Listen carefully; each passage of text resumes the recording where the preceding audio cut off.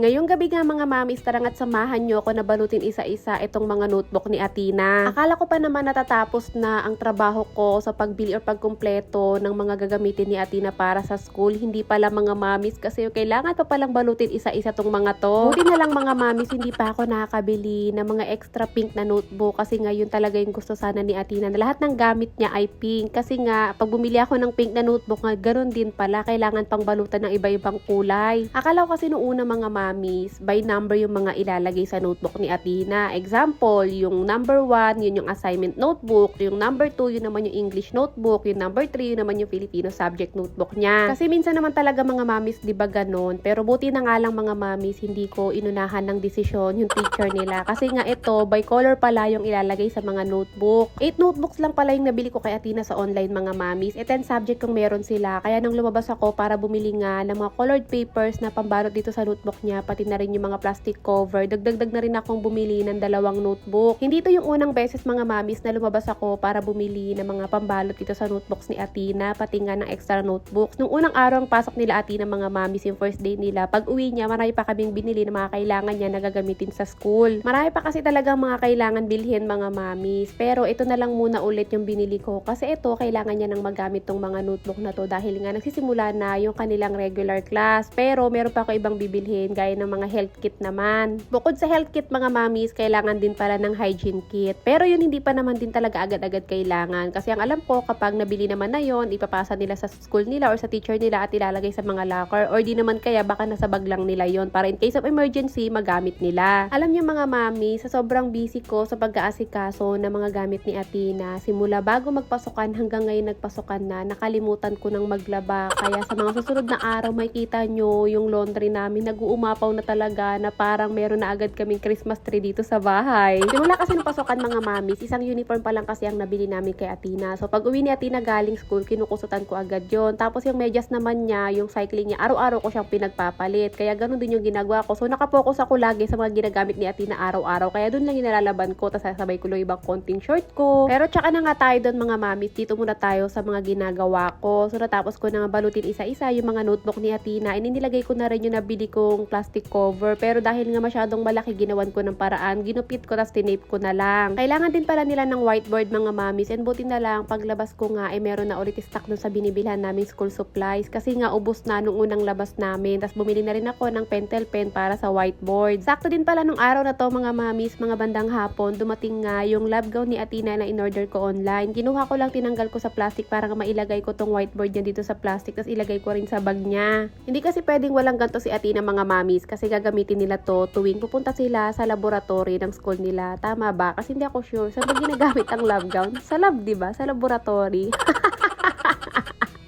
Diyos ko, sa part na to mga mamis, na paghahalataan talaga na hindi ako nag-aral lang mabuti nung nag-aaral pa ako kasi hindi ko alam kung saan ginagamit ang lab gown. Hindi, alam ko naman talaga kung para saan yan mga mi. Joke ko lang kayo. Naglag lang talaga ako sa pag-voice over ko dito. So, fast forward tayo mga mamis. Nagpunta na ulit ako dito sa kusina para isampay naman na itong uniform ni Athena tsaka yung mga medyas at cycling niya na nilabhan ko. Kasi nga, sabi nga sa inyo, araw-araw ko siyang pinagpapalit. Tapos isa lang yung uniform niya, kaya nalalaban ko agad pag uwi niyo o di naman kaya agabi kasi madali lang naman yan matuyo. Sinabay ko na nga din yung mga konting short naming dalawa ni Athena kasi nga nasa CR to mga mamis. Baka mabasa, kaya nilaban ko na kasi pag hindi ko nalaban to, tas nabasa, magkakaroon ng tagip-tip. Habang nagpipigat, nagsasampay nga ako mga mamis, naramdaman ko na yung tubo ko sa loob ng katawan, kumikis-kis doon sa ribs ko or buto doon sa may ribs ko, kaya medyo masakit, kaya kinakapa-kapa ako para mawala yung sakit. And fast forward nga ulit tayo mga mamis, hindi na ako nakapag-video after ko magsampay kasi nga alam nyo naman, kapag medyo nagpaparamdam na yung tubo ko, nagpapahinga na talaga ako. So umaga na nga to mga mamis and si Athena nakapasok na sa school. Mga bandang 6:40 pa lang mga mamis ng umaga, umalis na si Athena, pumasok na siya. Ako naman nagantay lang akong mag-8 ng umaga kasi nga pupunta ako dito sa school nila dahil binigyan na ako ni daddy ng pambiling uniform pa ni Athena. Yung pang itaas lang naman yung bibilin ko mga mamis or yung long sleeves nga niya kasi nga yung skirt naman niya, dalawa naman na yun mga mamis kasi nga yung isa diba, yung ginagamit niya nung elementary siya maluwag pa sa kanya yon, ipaparepair ko na lang. Itong building na pinuntahan ko mga mamis kung saan ako bibili ng uniform, dito si Athena nung elementary siya. Alam ko namang nakikita niyo yon tuwing yahatid sundo namin siya. Pero ngayon dahil high school na nga si Athena Athena mga mamis or grade 7 na siya, hindi na siya dito naka-building. Sa ibang building na siya, kaya hindi ko siya makikita dito. So anyway, nakabili na ako ng isang uniform niya. Then tinignan ko din muna kung magkano yung books para alam ko kung magkano yung sasabihin ko kay daddy. Sa susunod na linggo kasi mga mamis, baka kailangan or gumamit na sila Athena ng mga libro. Kaya tinignan ko na kung magkano para masabi ko na kay daddy at mapaghandaan niya, mabigyan niya ako ng pambili. Pagkakit ko nga dito mga mami sa taas, hindi pa ako nakapagpahinga. Kinuha ko lang saglit yung sinampay na nilaban ko ng gabi. Maya-maya naman ay tumawag nga ang rider dahil dumating na nga yung mga wipes na in-order ko online. Alam niyo mga mamis, ito rin yung isa sa mga nakalimutan ko dahil nga nabisi ako sa mga pangailangan ni Athena bago magpasukan at ng pasukan na. Nakalimutan ko na naubusan na rin pala ako ng wipe. Buti na lang mga mamis, dumating agad to kasi kahapon ko lang chinek out to, tas nagulat ako dumating nga ngayong umaga. Kasi kung hindi to dumating mga mamis, wala akong panglinis ng bituka ko. Kung kailangan ko na maglinis ng bituka ko, kailangan tuloy namin bumili ng wipes sa labas. Pero buti na lang dumating to. Meron kasing extra wipes dito mga mamis, kaya lang may flavor yung wipes na yun, parang strawberry. Hindi pwede sa bituka ko. Kailangan yung plain na wipes lang, yung tubig lang talaga, walang halong alcohol. 5 pirasong wipes lang muna yung in-order ko mga mamis. 100 plus to. Hindi muna ako umorder ng 10 pieces, 15 pieces or 20 pieces kasi nga kailangan muna naming unahin yung mga gastusin para kay Athena. Then pag natapos na yun, tsaka ako mag-iisa ko bibili ulit na madaming wipes. Alam niyo mga mamis, buti na lang no mga nakaraang buwan, merong mga nagbigay sa akin ng colostomy bag or merong mga nag-sponsor sa akin. Kaya hindi ko talaga pinoproblema ngayon yung stocks ko ng colostomy bags kasi nga meron akong mga stocks pa ngayon. Kaya maraming salamat talaga sa mga kamamis natin dito na nakapollow sa akin na nagbibigay na pambiling colostomy bag ko o di naman kaya nagpapadala ng mga colostomy bag ko kasi talagang naiwas or nabawas talaga to sa isipin ko. Naka-priority ngayon yung mga kailangan ni Athena para sa school niya. Magtitiklop na nga sana ako ng mga damit dito na nilabhan ko. Kaya lang bigla ko naalala na meron pa pala akong hindi na unbox na isang parcel dito. Ang sarap ng ganito mga mamis, no? Unbox ka ng unbox ng parcel na parang akala mo ang dami mong pera.